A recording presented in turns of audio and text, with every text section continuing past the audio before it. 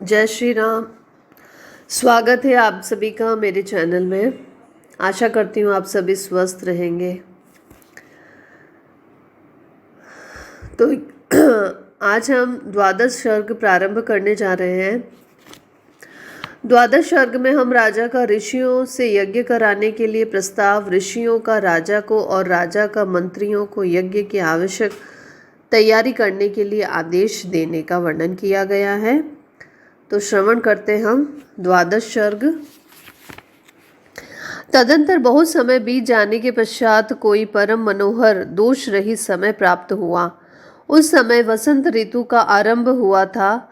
राजा दशरथ ने उसी शुभ समय में यज्ञ आरंभ करने का विचार किया। तत्पश्चात उन्होंने देवोपम कांति वाले विप्रवर ऋषि श्रृंग को मस्तक झुकाकर प्रणाम किया और वंश परंपरा की रक्षा के लिए पुत्र प्राप्ति के लिए निमित्त यज्ञ कराने के उद्देश्य से उनका वर्णन किया।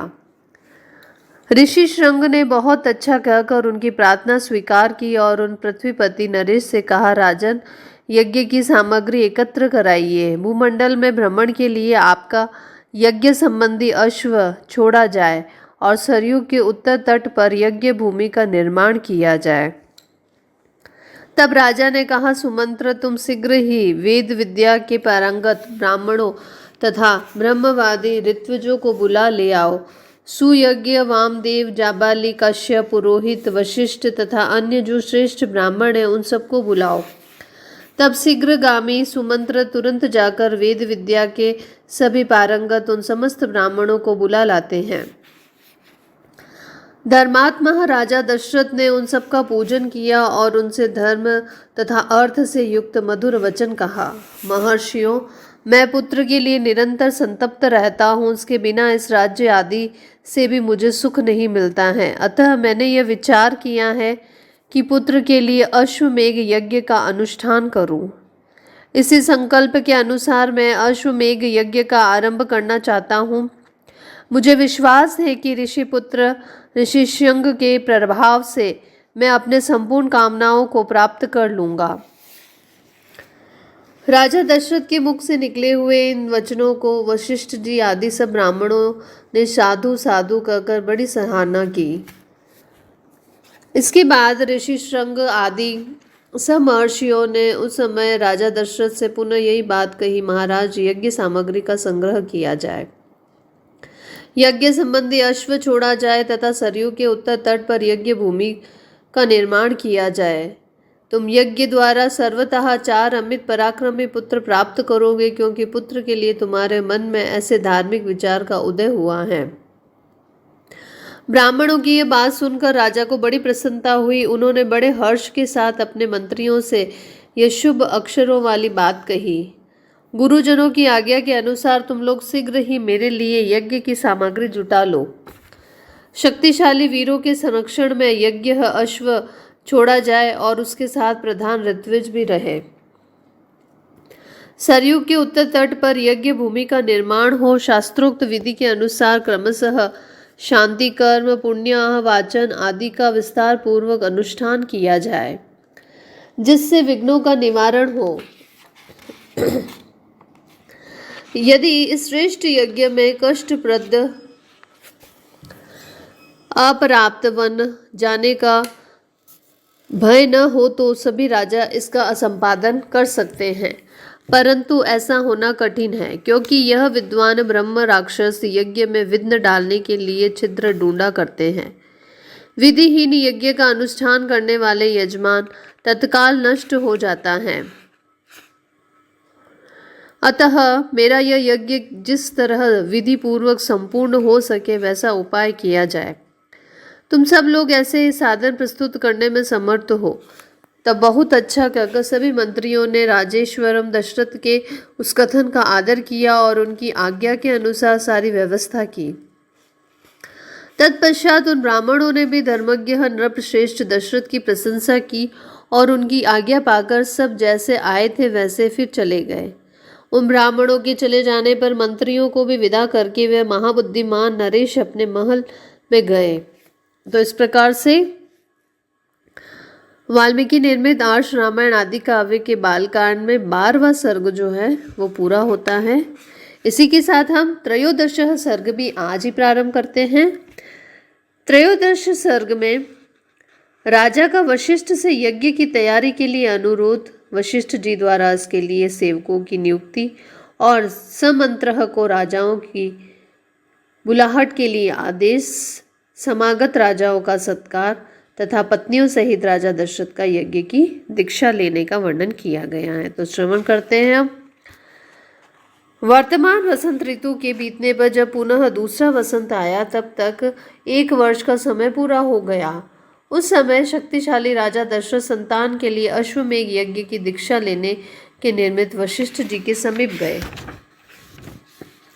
वशिष्ठ जी को प्रणाम करके राजा ने न्यायतः उनका पूजन किया और पुत्र प्राप्ति का उद्देश्य लेकर उन द्विज श्रेष्ठ मुनि से यह विनययुक्त बात कही, ब्राह्मण मुनिवर, आप शास्त्र विधि के अनुसार मेरे यज्ञ करवाएं और यज्ञ के अंगभूत अश्व संचारण आदि में ब्रह्म राक्षस आदि जिस तरह विघ्न न डाल सके ऐसा उपाय बताइए। आपका मुझ पर विशेष स्नेह है, आप मेरे सुहृदय, अकारण हितैषी, गुरु और परम महान हैं। यह जो यज्ञ का भार उपस्थित हुआ है इसको आप ही वहन कर सकते हैं। तब बहुत अच्छा कहकर विप्रवर वशिष्ठ मुनि राजा से इस प्रकार बोले, नरेश्वर, तुमने जिसके लिए प्रार्थना की है वह सब मैं करूँगा। तदंतर वशिष्ठ जी ने यज्ञ संबंधी कर्मों में निपुण तथा यज्ञ विषयक परम महान है। यह जो यज्ञ का भार उपस्थित हुआ है इसको आप ही वहन कर सकते हैं। तब बहुत अच्छा कहकर विप्रवर वशिष्ठ मुनि राजा से इस प्रकार बोले, नरेश्वर, तुमने जिसके लिए प्रार्थना की है वह सब मैं करूँगा। तदंतर वशिष्ठ जी ने यज्ञ संबंधी कर्मों में निपुण तथा यज्ञ विषयक शिल्प कर्म में कुशल परम धर्मात्मा बूढ़े ब्राह्मणों, यज्ञ कर्म समाप्त होने तक उसमें सेवा करने वाले सेवकों, शिल्पकारों, बढ़इयों, भूमि खोदने वालों, ज्योतिषियों, कारीगरों, नटों, नर्तकों, विशुद्ध शास्त्रवेताओं तथा बहुश्रुत पुरुषों को बुलाकर उनसे कहा, तुम लोग महाराज की आज्ञा से यज्ञ कर्म के लिए आवश्यक प्रबंध करो। शीघ्र ही कई हजार ईंटें लाई जाए। राजाओं के ठहरने के लिए उनके योग्य अन्न पान आदि अनेक उपकरणों से युक्त बहुत से महल बनाए जाए। ब्राह्मणों के रहने के लिए भी सैकड़ों सुंदर घर बनाए जाए। वे सभी ग्रह बहुत से भोजनीय अन्न पान आदि उपकरणों से युक्त तथा आंधी पानी आदि के निवारण में समर्थ हो। इस तरह पूर्ववासियों के लिए भी विस्तृत मकान बनने चाहिए। दूर से आए हुए भूपालों के लिए पृथक पृथक महल बनाए जाए। घोड़े और हाथियों के लिए भी शालाएं बनाई जाए। साधारण लोगों के सोने के लिए भी घरों की व्यवस्था हो। विदेशी सैनिकों के लिए भी बड़ी बड़ी छावनियां बननी चाहिए। जो घर बनाए जाए उनमें खाने पीने की प्रचुर सामग्री हो। उनमें सभी मनोवांछित पदार्थ सुलभ हो तथा नगरवासियों को भी सुंदर सुंदर अन्न भोजन के लिए देना चाहिए। वह भी विधिवत सत्कार पूर्वक दिया जाए, अवहेलना करके नहीं। ऐसी व्यवस्था होनी चाहिए जिससे सभी वर्णों के लोग भली भांति सत्कृत हो, सम्मान प्राप्त करें। काम और क्रोध के वशीभूत होकर भी किसी का अनादर नहीं करना चाहिए। जो शिल्पी मनुष्य यज्ञ कर्म की आवश्यक तैयारी में लगे हो उनको तो बड़े छोटे का ख्याल रखकर विशेष रूप से समादर करना चाहिए। जो सेवक या कारीगर धन और भोजन आदि के द्वारा सम्मानित किए जाते हैं वे सब परिश्रम पूर्वक कार्य करते हैं। उनका किया हुआ सारा कार्य सुंदर ढंग से संपन्न होता है। उनका कोई काम बिगड़ने नहीं पाता। अतः तुम सब लोग प्रसन्नचित्त होकर ऐसा ही करो। तब वे सब लोग वशिष्ठ जी से मिलकर बोले, आपको जैसा अभिष्ट है उसके अनुसार ही करने के लिए अच्छी व्यवस्था की जाए। कोई भी काम बिगड़ने नहीं पाए। आपने जैसा कहा है हम लोग वैसा ही करेंगे, उनमें कोई त्रुटि नहीं आने देंगे। तदंतर वशिष्ठ जी ने सुमंत्र को बुलाकर कहा, इस पृथ्वी पर जो जो धार्मिक राजा, ब्राह्मण, क्षत्रिय, वैश्य और सहस्त्र शूद्र हैं उन सबको इस यज्ञ में आने के लिए आमंत्रित करो। सब देशों के अच्छे लोगों को सत्कार पूर्वक यहाँ ले आओ। मिथिला के स्वामी सूरवीर महाभाग जनक सत्यवादी नरेश हैं। उनको अपना पुराना संबंधी जानकर तुम स्वयं ही जाकर उन्हें बड़े आदर सत्कार के साथ यहाँ लाओ। इसलिए पहले तुम्हें यह बात बता देता हूँ। इस प्रकार काशी के राजा अपने स्नेह मित्र हैं और सदा प्रिय वचन बोलने वाले हैं। वे सदाचारी तथा देवताओं के तुल्य तेजस्वी हैं, अतः उन्हें भी स्वयं ही जाकर ले आओ। केकई देश के बूढ़े राजा बड़े धर्मात्मा हैं, वे राज सिंह महाराज दशरथ के ससुर हैं, अतः उन्हें भी पुत्र सहित यहाँ ले आओ। अंग देश के स्वामी महाधनुर्धर राजा रोमपाद हमारे राजा के मित्र हैं, अतः उन्हें पुत्र सहित यहाँ सत्कार पूर्वक ले आओ। कौशल राज भानुमान को भी सत्कार पूर्वक ले आओ। मगध देश के राजा प्राप्ति यज्ञ को, जो शूरवीर सर्वशास्त्र विशारद परम उद्दार तथा पुरुषों में श्रेष्ठ हैं, स्वयं जाकर सत्कार पूर्वक बुला कर ले आओ। महाराज की आज्ञा लेके तुम पूर्व देश के श्रेष्ठ नरेशों को तथा सिंधु शोवीर एवं शूराष्ट्र देश के भूपालों को यहाँ आने के लिए निमंत्रण दो। दक्षिण भारत के समस्त नरेशों को भी आमंत्रित करो। इस भूतल पर और भी जो जो नरेश महाराज के प्रति स्नेह रखते हैं, उन सबको सेवकों और सगे संबंधियों सहित यहाँ संभव शीघ्र बुला लो। महाराज की आज्ञा से बड़भागी दूतों द्वारा इन सबके पास बुलावा भेज दो। वशिष्ठ का यह वचन सुनकर सुमंत्र ने तुरंत ही अच्छे पुरुषों को राजाओं की बुलाहट के लिए जाने का आदेश दे दिया। परम बुद्धिमान धर्मात्मा सुमंत्र वशिष्ठ मुनि की आज्ञा से खास राजाओं को बुलाने के लिए स्वयं ही गए। यज्ञ कर्म की व्यवस्था के लिए जो सेवक नियुक्त किए गए थे, उन सब ने आकर उस समय तक यज्ञ संबंधी जो जो कार्य संपन्न हो गया था, उस सब की सूचना महर्षि वशिष्ठ को दी। यह सुनकर वे द्विश्रेष्ठ मुनि बड़े प्रसन्न हुए और उन सब से बोले, भद्र पुरुषों, किसी को जो कुछ देना है उसे अवहेलना या अनादर पूर्वक नहीं देना चाहिए, क्योंकि अनादर पूर्वक दिया हुआ दान दाता को नष्ट कर देता है, इसमें संशय नहीं है। तदंतर कुछ दिनों के बाद राजा लोग महाराज दशरथ के लिए बहुत से रत्नों की भेंट लेकर अयोध्या में आए।